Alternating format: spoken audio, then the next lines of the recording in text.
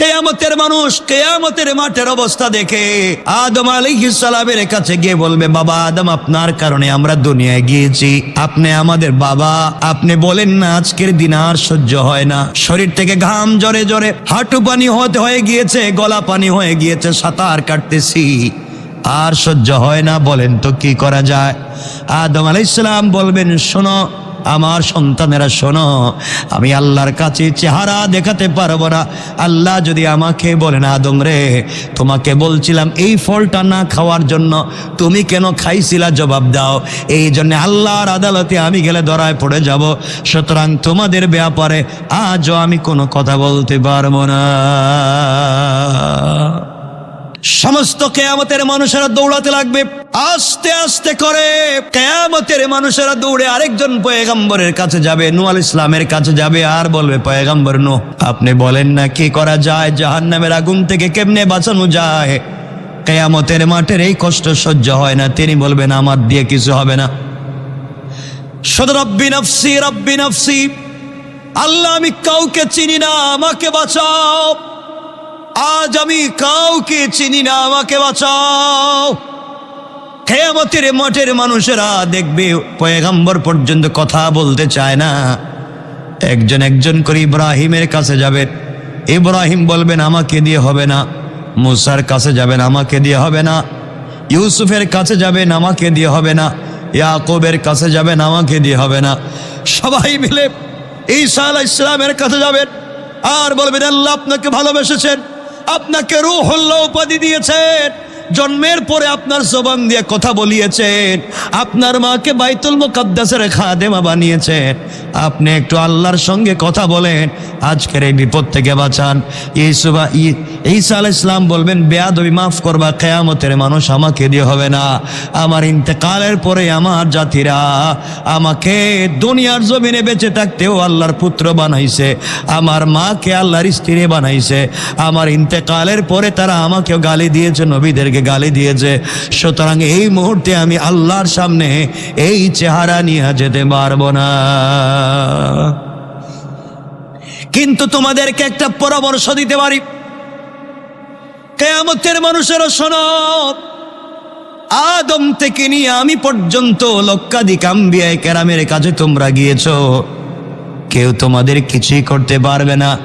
আমরা সবাই মিলে আজকে যদি চিৎকার করে কান্না করি, কাজ হবে না রে।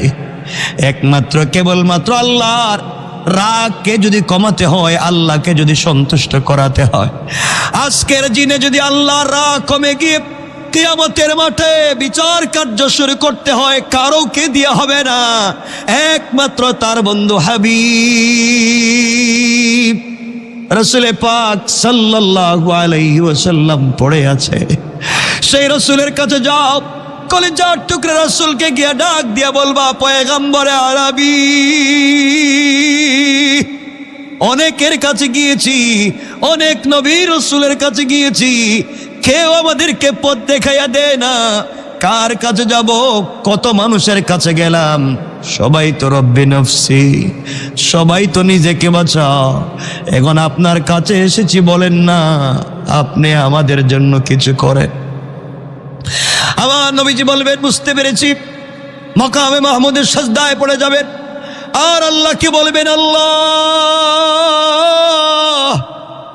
আমি তোমার হাবিব, যাকে দুনিয়া থেকে সরাসরি তুমি আরশে আজিম পর্যন্ত এনেছো, বলো তুমি আমার কথা রাখবা কিনা? কিয়ামতের ময়দানে মানুষের কষ্ট হয়, আল্লাহ তাআলা বিচার কার্য শুরু করো। আল্লাহ বলবেন, ও পয়গম্বরে আরবি, আপনার কথা শুনে আমি বিচার শুরু করতে চাই, কিন্তু আমি যদি বিচার শুরু করি, একটা মানুষও জান্নাতে যাবে না, একটা মানুষও জান্নাতে যাবে না, সবগুলা জাহান্নামে চলে যাবে। এই জন্য আমি আল্লাহ বিচার কার্য শুরু করতে চাই না। পয়গম্বরে আরবি বলবেন, আল্লাহ তাআলা আমি কোনো কথা শুনতে চাই না, আপনি যদি বিচার কার্য শুরু করতে না চান, আমি মুহাম্মদ কথা দিলাম সেজদার থেকে মাথা উঠাবো না। আল্লাহু আকবার বলেন।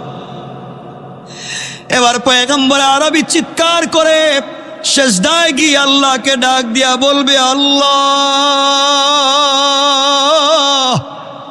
এই দুনিয়ার জমিনে কষ্ট করেছি, জীবনে বাবা বলে ডাকবার সুযোগ পাই নাই, মাকেও বেশি দিন পাই নাই। তুমি না আমাকে বলেছ পৃথিবীতে কেউ না থাকলে তুমি আছো। আয় আল্লাহ তাআলা, আজকের দিনের মানুষের কষ্ট আমার সহ্য হয় না। তুমি না আমাকে দরদি নবী বানাইয়া পাঠাইছ। বলো না এই মুহূর্তে তুমি কিয়ামতের মাঠে বিচার শুরু করো। আল্লাহ বলবেন, বন্ধুরে কথা দিলাম বিচার শুরু করব, এখন তুমি মাথা উঠাও। আল্লাহ রসুল মাথা উঠাবেন। এবার আল্লাহ বলবেন, শোনো বন্ধু আমার, আমি বিচার কার্য শুরু করতে চাই, কিন্তু একজন মানুষ কি আছে কিয়ামতের মাঠে? একজন মানুষ কি আছে হিসাব ছাড়া জান্নাতে যেতে পারবে? যার আমলনামা বের করব, সে তো আর জান্নাতে যেতে পারবে না। বলো তো এই মুহূর্তে কি করা যায়? ও বন্ধু, আমি কেমনে বিচার করি? বিচার কার্য শুরু করতে গেলেই তো একটা মানুষও জান্নাতে যাবে না। আর জান্নাতে যদি না যায় আমি কেন বিচার কার্য করব? এই জন্য করি না। নবীজি বলছেন, আল্লাহ তাআলা আপনাকে কথা দিলাম, আমার কাছে এমন আমল নামা আছে যে আমল নামায় আপনি কলম ধরতে পারবেন না। আল্লাহু আকবার। আয় আল্লাহ তাআলা, আপনি বলছেন একটা মানুষ জান্নাতে যাবে না, আর আমি বলছি এমন আমল নামা আছে আপনার কাছে পেশ করব যে আমল নামায় আপনি কলম ধরতে পারবেন না। আমি বিশ্বাস করি। আল্লাহ বললেন, শোনো, এমন যদি কারো আমল নামা পেয়ে যাই, আমি কথা দিলাম বিচার কার্য করব, ইনসাফের সাথে করব, এবং জান্নাতি বলে ওয়াদা দিয়ে দেব। আল্লাহ বসে যাবেন বিচার কার্য শুরু করার জন্য। আল্লাহ রসুলের কাছে বলবেন, দেন একজন মানুষের আমল নামা দেন। আল্লাহ রসুল আমল নামা খুঁজতে থাকবেন, খুঁজে খুঁজে একজনের আমল নামা দিবেন ছেঁড়া কাগজ। এই যে দিলাম আল্লাহ, এগুলা দেখেন। আল্লাহ তাআলা এক এক করে পৃষ্ঠা উল্টাবেন, শুরু থেকে শেষ পর্যন্ত উল্টাবেন। কোনো জায়গায় কলম ধরবার জায়গা নাই, গুনার কোনো জিনিস নাই। আল্লাহ বলবেন, পয়গম্বর আরবি, কার আমলনামা দিয়েছ? এটা কার? এই আমলনামা কার? নবীজি বলবেন, আল্লাহ, এটা কোনো পয়গম্বরের না, এটা কোনো নবী রাসূলের না, এটা হলো আমার কলিজার টুকরা পাগল আবু বকরের আমলনামা। আমার আবু বকরের আমলনামা তোমাকে দিয়েছি। আয় আল্লাহ, এটা আমার আবু বকর, আমার আবু বকরের আমলনামা দিয়েছি। বলো, তুমি যদি আমার উম্মতের আবু বকরের আমলনামার মধ্যে কিছু না পাও, আমার বিশ্বাস আমার উম্মতদের ভিতরে এমন হাজার কোটি কোটি কোটি কোটি আমলনামা কিয়ামতের আগ পর্যন্ত যারা ছিল পেয়ে যাইবা। আল্লাহ বলছেন, বন্ধুরে, হিসাব করব, বিচার করব, কিন্তু যদি আমি কম বেশ পাই জাহান্নামে দিব। আল্লাহর রাসূল বলছেন, আমার আপত্তি নাই, দিতে পারেন, আমার আপত্তি নাই। আল্লাহ বললেন, বিচার শুরু করব। এই নেন আপনি চেয়ার, জান্নাত থেকে চেয়ার এনেছি, আপনি চেয়ারে বসেন। এই যে আপনার পোশাক পরেন।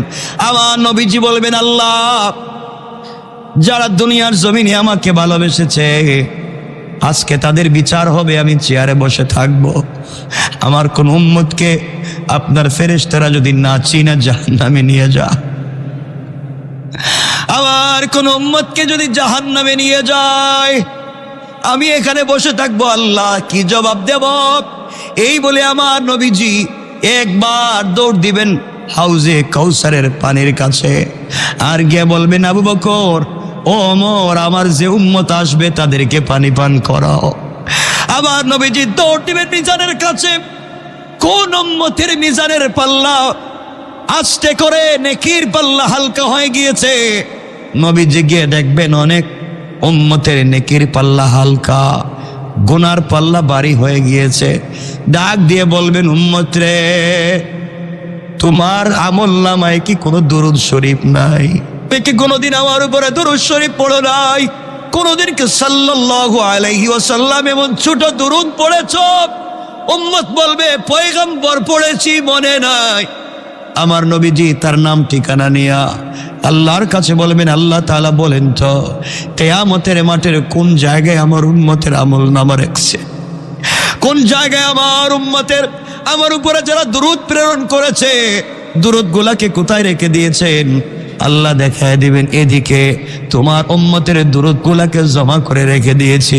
নবীজি নাম ঠিকানা নিয়ে যাবেন, এই নাম ঠিকানা যতটুকু দুরূদ পাওয়া যায় কান্দে করে নিয়ে এসে আমল নামা এসে মিজানের পাল্লা এনে বলবেন, আল্লাহ পেয়ে গেছি, আমার উম্মতকে আর জাহান্নামে দিতে পারবা না। তোমাকে আমাকে বাঁচাবার জন্য যেই রাসূল এত কষ্ট করবেন, যেই রাসূল এত চিন্তা করবেন, কেমনে তুমি আমি সেই রাসূলকে বলে যাই? কিয়ামতের দিন আল্লাহ বলছেন পয়গম্বরে আরবি আপনাকেও সাক্ষী বানাবো। ওই দিন নবীজি যদি দাঁড়াইয়া বলেন তোমাকে আমাকে চিনেন না, এর চাইতে অপমানের আর কিছু হতে পারে না। নবীজি যদি বলেন এদেরকে আমি চিনি না, জাহান্নাম থেকে কেউ বাঁচাতে পারবে না। এই জন্য আজকের আলোচনার মূল বিষয় হবে, আর যাই করি নবীজি আমাদেরকে চিনেন এমন আমল করে কবরে যেতে চাই কোন ইনশাআল্লাহ। কিচ্ছু চাই না, শুধুমাত্র অল্প অল্প করে দুরূদ শরীফ দুরূদ পড়ে যাইয়েন, দুরূদগুলাকে সাথে রাখেন, মরলে বাঁচবেন। এই যে আমাদের রাসূল দুরূদটা পড়ে যান, দেখবেন তো কিয়ামতের দিন কি উপকার হয়। এজন্য সুযোগ পাইলে পড়বেন তো ইনশাআল্লাহ, সুযোগ পাইলে দুরূদ পড়বেন, আল্লাহ তাআলা আমাদেরকে কবুল করবেন, বলেন আমিন। দুরূদের অনেক অনেক অনেক দাম, দুরূদের অনেক দাম। নবীজি সাল্লাল্লাহু আলাইহি ওয়াসাল্লামকে আল্লাহ হাদিসে কুদসিতে বলেছেন, কেউ যদি রাসূলের উপরে একবার, কয়বার? মাত্র একবার দুরূদ শরীফ পড়ে, একবার সাল্লাল্লাহু আলাইহি ওয়াসাল্লাম, এই একটা কথা বলছি, আল্লাহ বলছেন আমি তার উপরে 10 বার রহমত দেই। এখন একটা লোক যদি প্রতিদিন 10 বার পড়ে 100 বার, প্রতিদিন 100টা রহমত পাচ্ছেন। সুবহানাল্লাহ বললেন না? আপনি কি চান? এই জন্য আমার মুসলমান বন্ধুগণ মনে রাখবেন, এই দুনিয়ার জমিনে যদি সহজে জান্নাতে যেতে হয়, কাজ করেন যাই করেন নবীজির উপরে দুরূদ পড়বেন।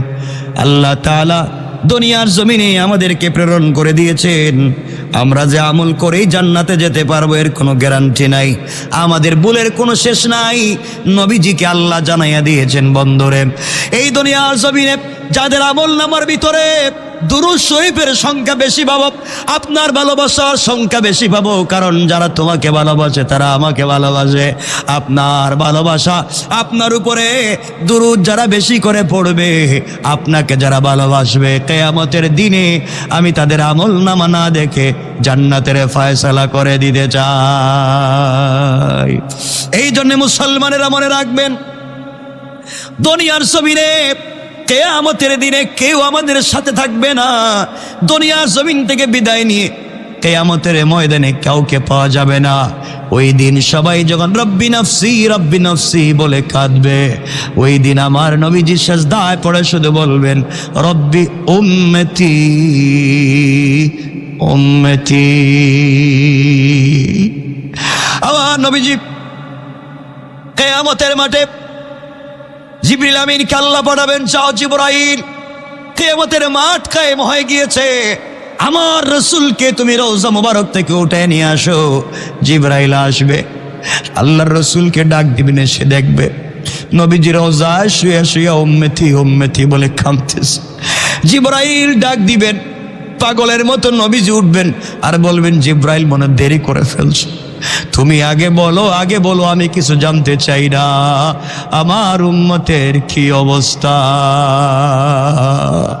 আগে বলো কিয়ামতের মাঠে আমার উম্মতের কি অবস্থা। ও জিবরাইল, আমি ফাতেমার খবর জানতে চাই না, আলী হাসান হুসাইনের খবর জানতে চাই না, আগে বলো দুনিয়ার জমিনে যারা আমার উম্মত ছিল গুনাহগার উম্মতের কি অবস্থা।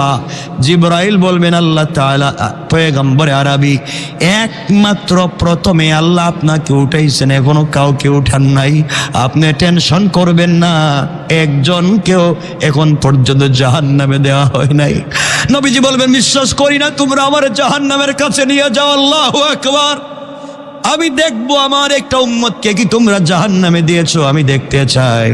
যেই নবী তোমার আমার জন্য কিয়ামতের ময়দানে এমন পাগল হয়ে যাবে, এই নবীর জন্য দুনিয়ায় আমাদের দুরূদ পড়ার দরকার আছে না? না,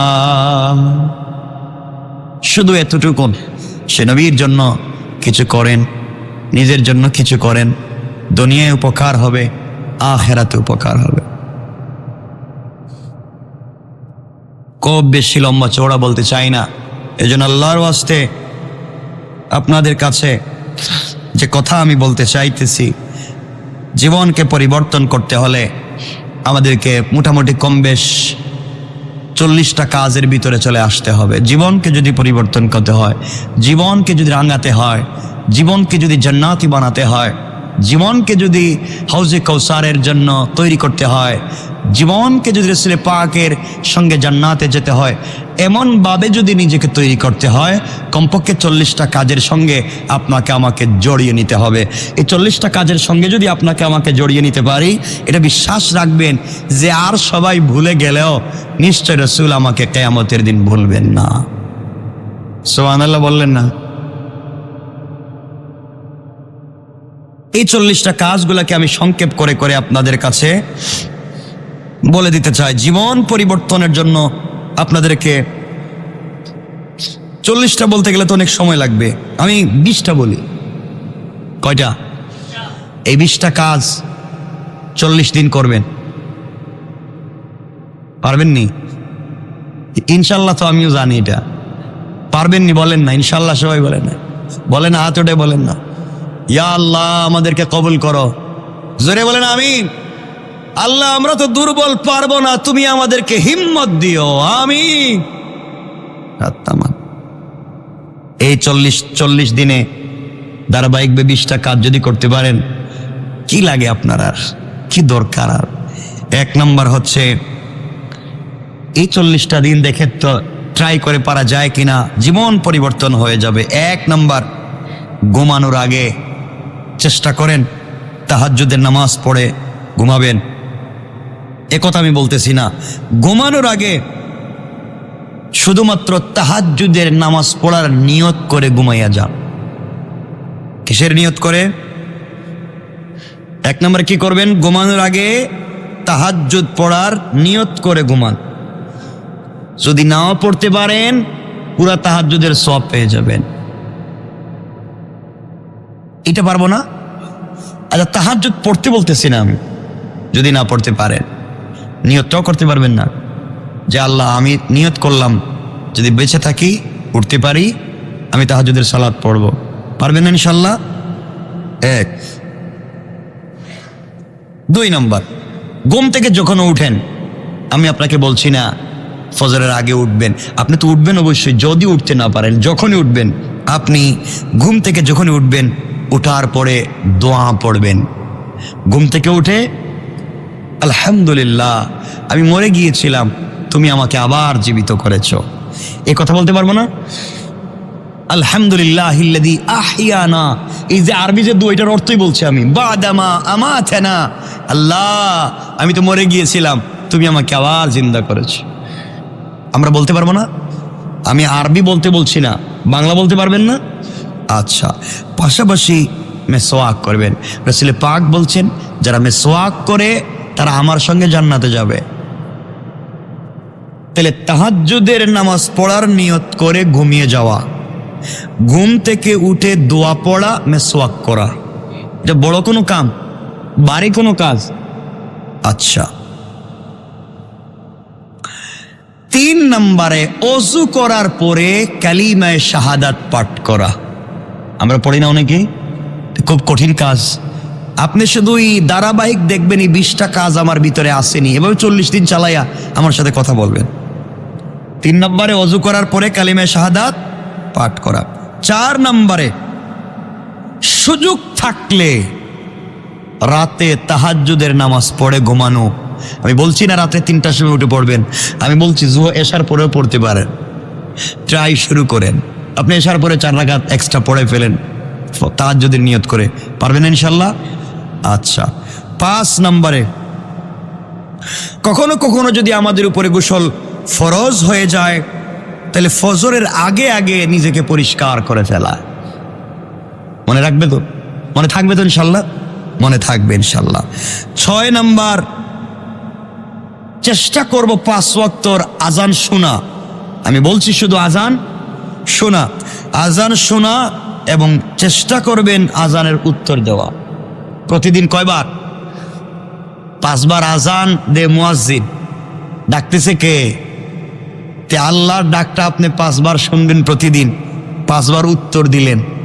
কি চিন্তা করছেন? ডাকতেছেন আল্লাহ, জবাব দিচ্ছেন আপনি, সুবহানাল্লাহ বললেন না?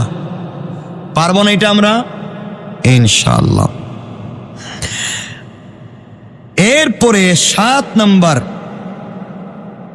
ফজরের সুন্নতকে গুরুত্ব দিয়ে আদায় করা। ফজরের সুন্নতকে গুরুত্ব দিয়ে আদায় করা। 8 নম্বরে, কেউ যদি বিনা হিসেবে জান্নাতে যেতে চায়, আর কিয়ামতের দিনে আল্লাহকে সন্তুষ্ট আল্লাহ আছেন বুঝাতে চায়, সে যেন সূর্য উদয়ের পূর্বে কোরআন তেলাওয়াত করে। সূর্য উদয়ের আগে, ফজরের আগে পড়ে, ফজরের নামাজের পরে তো সূর্য উদয় হয়, আপনি নামাজের পরে নামাজের আগে বসে রয়েছেন মসজিদে, পড়েন না কোরআন শরীফ। আল্লাহ রসুল বলছেন সূর্য উদয়ের আগে কোরআন তিলাওয়াত করা। এবং 9 নম্বর, সূর্য উদয়ের পরে ইশরাকের নামাজ পড়া। এটা অনেকেই পড়ে থাকে, পারবেন না ইনশাল্লাহ? নবীজি বলেছেন কেউ যদি কিয়ামতের দিনে আমাকে পেতে চায়, সে আমাকে খোঁজা লাগবে না, আমি তাকে খুঁজে বের করব। সে যদি প্রতিদিন 12 রাকাত সুন্নত নামাজ আদায় করে। কয় রাকাত? 12 রাকাত সুন্নত যদি আপনি পড়তে পারেন, আল্লাহ রসুল বলছেন আমি এর খুঁজে বের করব। সুবহানাল্লাহ বলেন। চেষ্টা করবেন। 11 নম্বর, সালাতুদ দুহা। সালাতুদ দুহা বুঝছেন আপনারা? সালাতুদ দুহা, এই নামাজটা পড়তে পারবেন না এটা? আচ্ছা, এটা তো পড়ে অনেকে দেখলাম তো পড়ে, দুপুরে টাইমে অনেকে পড়ে দেখলাম তো। সালাতুদ দুহা আদায় করা চেষ্টা করবেন, আল্লাহ পাক যেন কবুল করেন। কয়টা বলছি? 11টা। 12 নম্বর,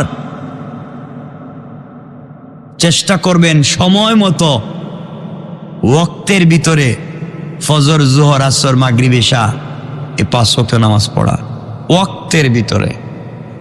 পারবো না? আচ্ছা, আমাদের কাজ কি? আমাদের কাজই তো এটা, নামাজ পড়া। পারবো না আমরা সময় মতো ওয়াক্তের ভিতরে আদায় করা? 13 নম্বর, প্রতিদিন প্রত্যেক ফরজ নামাজের পরে কেউ যদি, রাসূল পাক বলেছেন বিনা হিসাবে জান্নাতে যেতে চায়, প্রতিদিন ফরজ নামাজের পরে সে যেন আয়াতুল কুরসি পাঠ করে। সুবহানাল্লাহ বলেন। এবং 3 কুল হু আল্লাহু আহাদ, কুল হু আল্লাহু, কুল আউযু বিরাব্বিন নাস,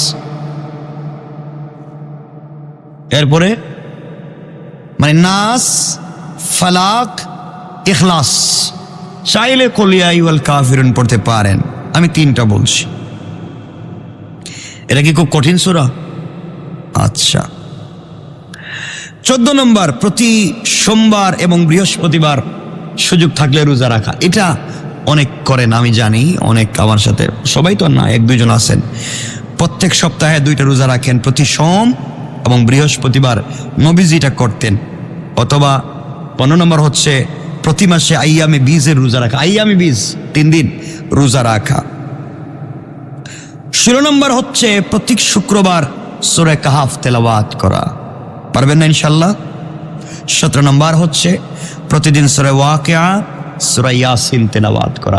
এগুলো আসলে করেন আপনারা, এটা ধারাবাহিক রুটিন করবেন শুধু।